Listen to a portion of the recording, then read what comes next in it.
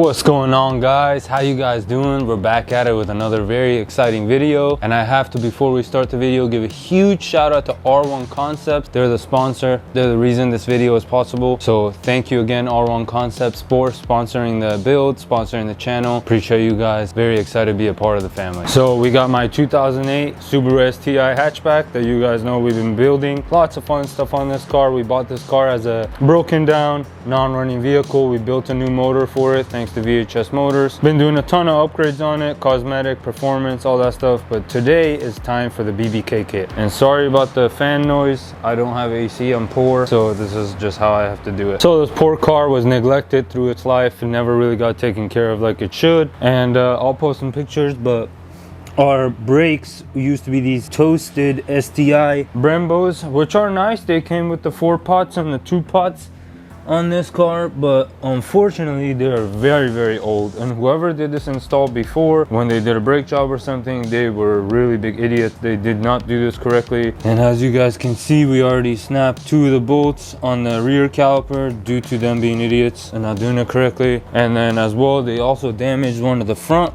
caliper threads, which I'll need to fix, but no biggie. Rotors were kind of shot, pads were done, so that's why we got. So then I came across this on Facebook Marketplace, which are these STI S209 6-piston and 2-piston caliper. Now this is a very popular caliper kit, very expensive because they're factory OEM Brembos, and the silver color, if I'm not wrong, only came on the S209 cars. So the normal STIs from 2020 or 2019 and up, they come with that lime green color calipers, which look exactly like this, but S209 came with the special silver color, so this was very nice to come up on. That being said, I picked up these, I want to say for $2,000 for all 4, and it did come with new hardware, but I got new hardware, and that's where R1 Concept comes into play. So I hit up R1 Concept to see if I can be able to get some pads and rotors for this setup, and they went ahead and hopped on the board with the channel sponsor. Thank you again. And they sent me pretty much 4 of the rotors that we're gonna need, as well as they sent me a set of ceramic pads and the UE Plus pads, which is very nice. So I took some of them out. This is our ceramic pads that they went to send us for the rear, very nice. And then these big old guys for the front, this is the ceramic style, very nice and actually very affordable too. I've ran R1 Concepts on many of my cars. The Supra has it, the Z has it, the Subi has it now, my 200SX had it, my 300ZX had it, so you can never go wrong. It's very top-notch quality stuff. But that being said, we got all these goodies to throw on today. I didn't think the removal process was that interesting. It's very straightforward and simple to do, so I went ahead and did that already so we can get this video going. Now there are some little things you guys are going to need to do for this swap, but it's a direct bolt-on. I didn't find any videos out there on the internet on how to do this, so that's why I'm creating this. One of the reasons R1 wanted to be a part of it as well is due to the fact that I do things other people haven't done, and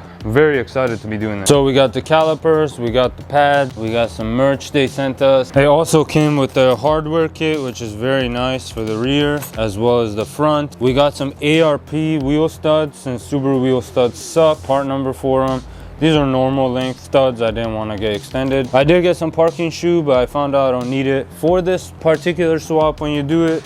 This, if you're a WRX, obviously you're gonna need to get a new disc, and then if you're a STI, this disc that came with the 4 pots is not going to fit. Now you have one option of being able to just cut it to fit it, or if you want, you could just source yourself 2 new dust shields from Subaru for the front. They're very cheap. This is the first part number for it for you guys. So this is the left hand, which would be our driver's side, and then this other one is our right side, so this is the part number for it. I'll have all the part numbers in the description for you guys as well, but this is for that. We got our rotors, and then we also, while we're at it, since my lines were old, we got a set of Stop Tech a rear and Stop Tech front stainless steel brake hoses. Very good stuff for the price. And then also, as good practice, Subarus tend to love breaking stuff, unfortunately, always. So good practice is just get new hardware. They're very cheap. Shout out to Scott at Subaru of Temecula, hooked me up with some new hardware for the rears and the fronts. So the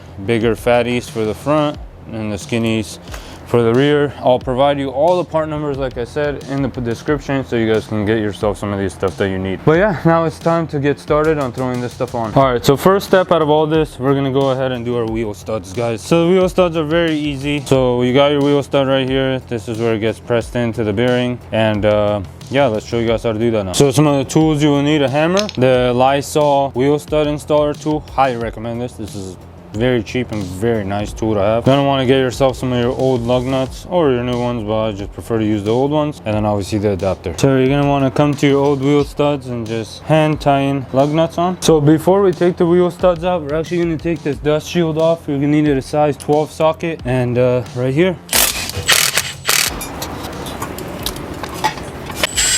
just like that. This is the old dust shield. All right, so we got all the wheel studs on. Now we're just gonna take a hammer and hammer them out. Just like that. Probably should remove them. Just like that, you're done. All right, so just to compare them now, so you guys can see ARP, normal wheel stud, and just ARP is known to be stronger, so it won't break. So we're gonna throw these in now. Process of installing this is very easy. You're gonna take your new stud, pass it through this hole right here, or tool, bearing side on the back, just like that. And then take one of your lug nut and tie in on it. Make sure stud is seated nice. Go ahead and take your tool with your adapter and drive the baby home. Inspect, make sure it's on, good to go. Now do the rest.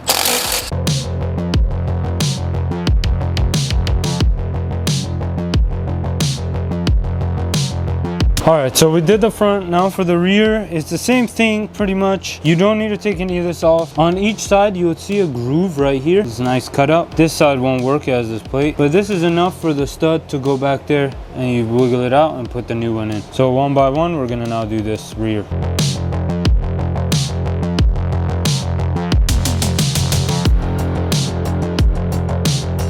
All right guys, so now that the wheel stud's installed on the car, the next thing we need to do is fit the rear rotors. Now with these cars, the 4-style Pot Brembos with the old school 2-style Brembos, the rotor is a little smaller than the rotors we're going to be installing. So we're gonna need to cut this dust shield. Just this lip needs to come off, nothing else, and I'll show you guys why. So once you guys install the new rotor, you guys can see it comes very, very close to this. And once you go to turn the hub, it's very hard to do, and when you do, you hear the noise, and that means this needs to be cut. If you point a flashlight back here and look in this small hole, you guys see the lip is running on against the rotor. So you need to shave that off and you're good to go. Tool I'll be using to accomplish this job is this McGraw reciprocating saw, or whatever it's called. Use the air hose, very easy to do, but pretty much we're gonna come right here and just cut the lip off. Now you can use a grinder, you can use shears, whatever. This is the easiest for me. Just be careful, you have this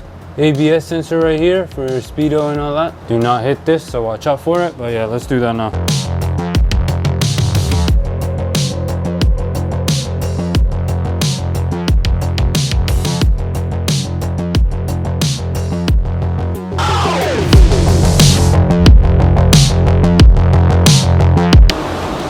That was a fun one. But anyways, you guys can see we got the lip off. The rotor fits perfectly now on it. Same thing with this side, and just point of reference, this is how it should look. I cut maybe a little too much off, but it doesn't matter. I just wanted to be safe and flat. But this is trash now, so now we can go ahead and start putting everything on. All right, so now it's time to start assembling all this stuff and throwing it all together. But before we do anything, first we need to throw on our dust shield. So this dust shield is DL, so if you don't know, it says it right there. L is on the left side. So pretty much the 3 bolts and nuts, the bolts, not nuts. We're gonna go ahead and remove those in order for us to be allowed to install our new dust shield. And just to show you guys the comparison between them, you guys can see it's a tad bit smaller. The OEM one that came with the car, that's why we have to go to this bigger one.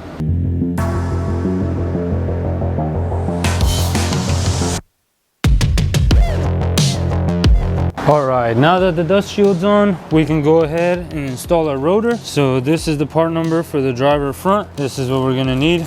take it out of the bag with some brake cleaner and a rag. Go ahead and clean the full surface of the rotor, because sometimes they pack these with oil so they don't rust in shipping or just sitting on the shelf. And then go ahead and throw it on the hub. We put some NTCs on the hub, and then with a lug nut tighten it down just so it stays in place.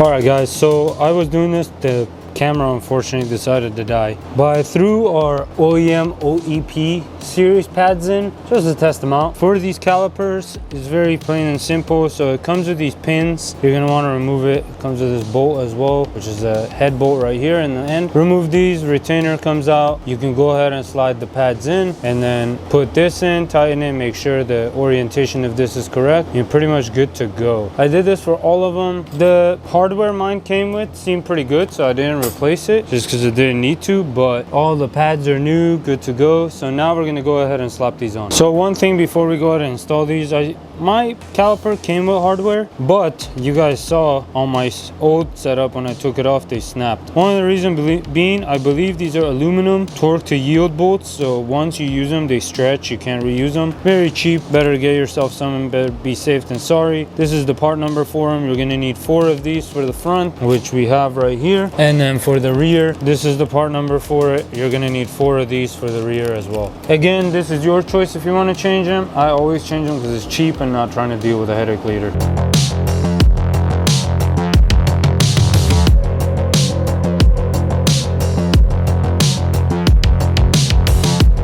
Alright guys, now that the calipers are mounted, looking beautiful, very nice. I'm super stoked on this.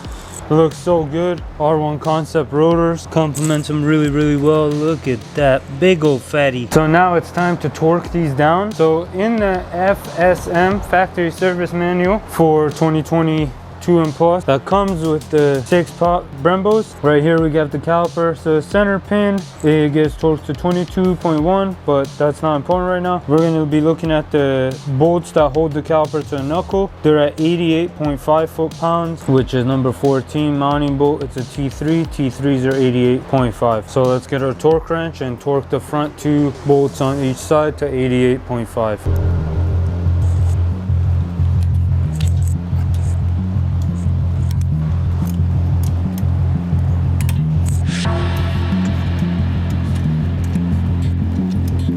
Always good practice, mark your bolts with a paint pen so you know if you torque them, and as well you know just if it's moved or not.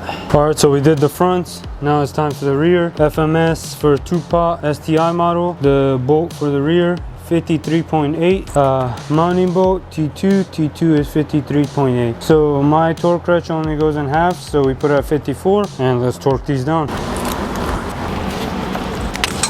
Just like that, we're torqued down. Man, it's hot in here. But all right, now that's done, we're gonna check the pads, make sure it's good, apply some grease to them. I don't remember if I did or not, and then we're gonna start hooking up the lines and begin the bleeding process. But just take a look at that. That looks so good. Wow.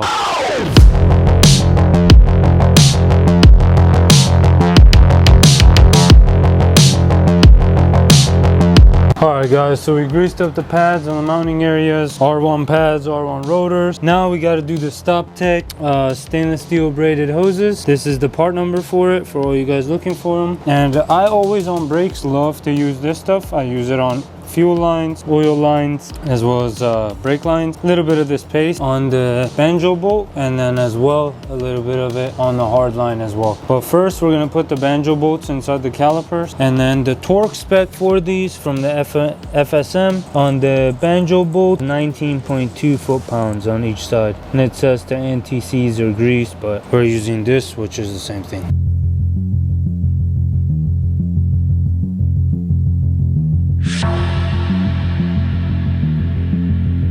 Alright guys, so we got it bolted up. The banjo bolt that goes to the back of the caliper, 19 foot-pounds. The bolt that holds the line to the knuckle, 24 foot-pounds. This is done on both sides. Now we're gonna go ahead and do the front. Then we can start connecting all the lines and start bleeding this system. So the FSM for the front stayed same thing. Banjo bolt 19 foot-pounds, and then 24 foot-pounds for the bolt that holds everything to the strut.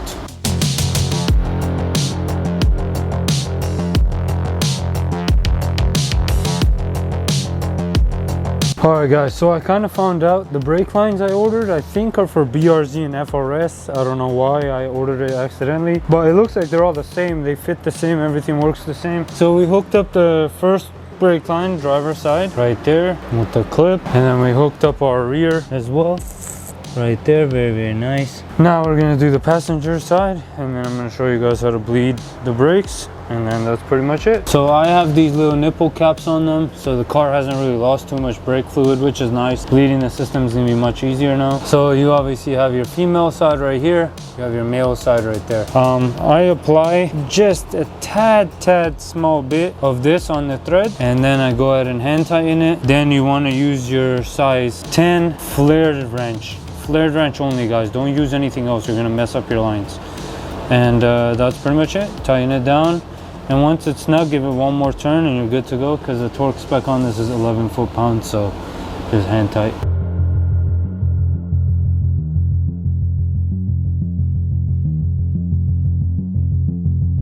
Alright, so we got all the brake lines hooked up now, and we've set up our towels and everything for our brake. And we're gonna start pressure bleeding. This is a good way to also test for leaks and make sure everything is tight. If you guys don't have one of these, I highly recommend getting one. This is the Automotive power bleeder.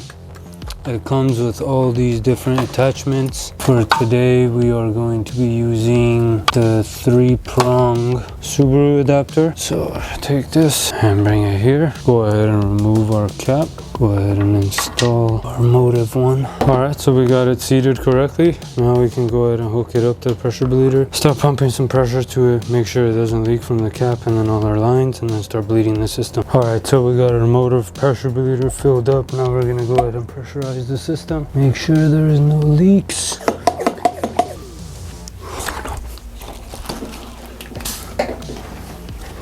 First time ended up leaking because I had the cap on wrong, but now we have the cap on correctly, and it's holding pressure. One more time, check our cap, no leakage, looking good. We're at 5 psi right now. Checking all the hoses, everything looks good. We're gonna pump it a little bit more. All right, 10 psi, we're gonna keep it at 10 and check everything one more time. If it's good, then we can begin bleeding process. Very, very nice. This is a great tool. All right guys, so for the bleeding process, pretty straightforward. You have 2 nipples, one on the back, one in the front, on each of the calipers. It's like that.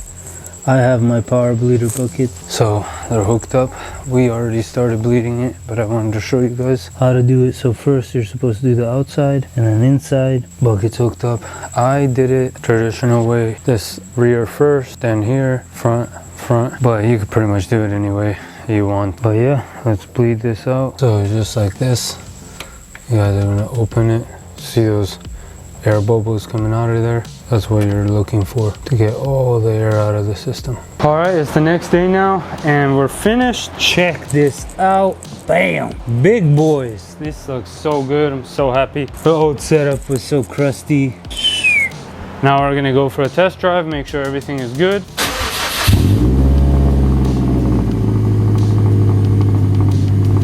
All right, initial drive.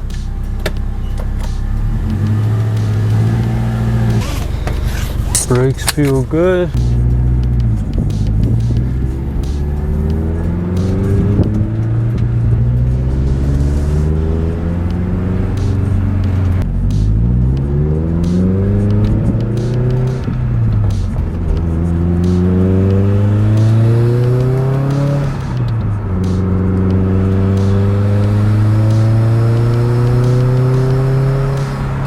So brake test.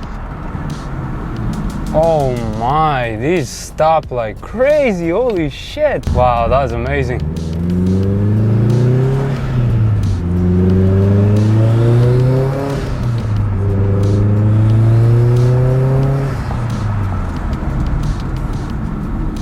Wow, the stopping power is insane on these brakes.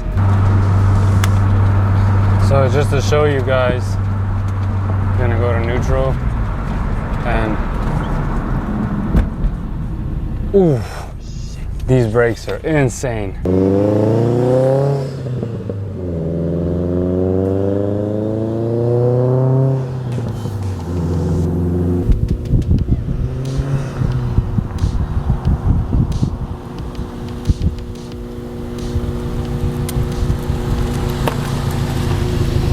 Well, I tried to get the best angle I could for the stopping, but it's kind of hard to explain. It stops like crazy. Considering my old brake, it took a minute to stop. These are fabulous. So we're braking in the rotors. Very, very nice.